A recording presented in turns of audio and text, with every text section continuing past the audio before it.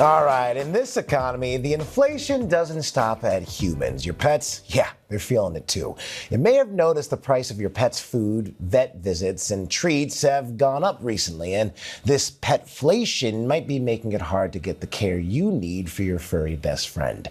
Joining me now to discuss the rising costs of pet care is veterinary surgery specialist Dr. Courtney Campbell and Bank of America Institute economist Taylor Bowley. Dr. Campbell and Taylor, it's great to have you both. Now, Taylor, I want to start with you, okay? Can you break down why we're seeing this petflation and how it's impacting the average pet owner? That's right. Yeah. So rising costs are really squeezing households across the board. And when we look at the nearly 70 million consumer accounts within Bank of America data, that is a recurring theme. Now, how this plays out with pet owners is interesting. So, what we've seen is that households and families are looking for ways to stretch their dollars. So, maybe you're getting your pet food at the grocery store instead of a boutique. But when it comes to vet services, that's a little bit more nuanced. So, when households are feeling pressure, maybe some of these more nice to have visits, like is it really worth trying to wrangle my cat into his carrier to go get his teeth cleaned when I'm feeling squeezed by other prices? And so that's what we're seeing in our data is that consumers are really looking for ways to trade down and get the most when they're feeling squeezed by other affordability costs. And Dr. Campbell, you work in specialty medicine, which is already more expensive than basic vet care. So how have you noticed this increase in cost impacting the families coming into your office?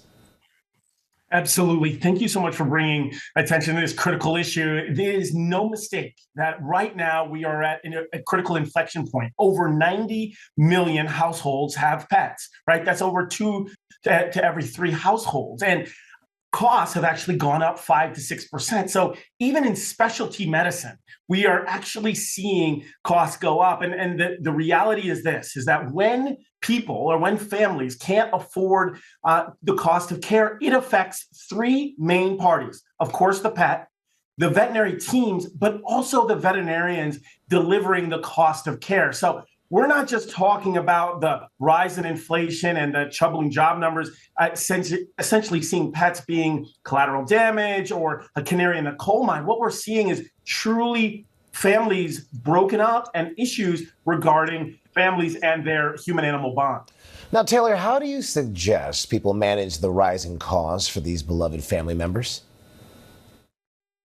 Yeah, of course. And, I've had the joy of owning a pet through multiple times in my life. So I can reiterate what Dr. Campbell was saying in that they really are family. And so these sort of trade-off decisions when people are feeling rising costs and those things cut into budgets, especially for younger consumers and lower income households, those are really tough choices.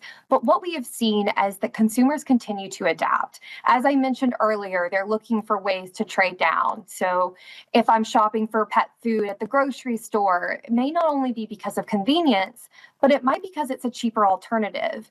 And so it's not to say that people don't love their pets any less. It's just that they're feeling squeezed from all sides due to rising costs. And Dr. Campbell, pet insurance, we all know it can reduce costs of vet emergencies, but it can be pretty expensive month to month. So who's actually a good candidate for pet insurance? I think everybody's actually a good candidate for pet insurance. To be completely honest with you, my position on pet insurance has evolved over time because ultimately when veterinary teams, families feel squeezed by the inflation and the rising cost of pet care, everybody feels it, specifically the pet. And here's the paradox.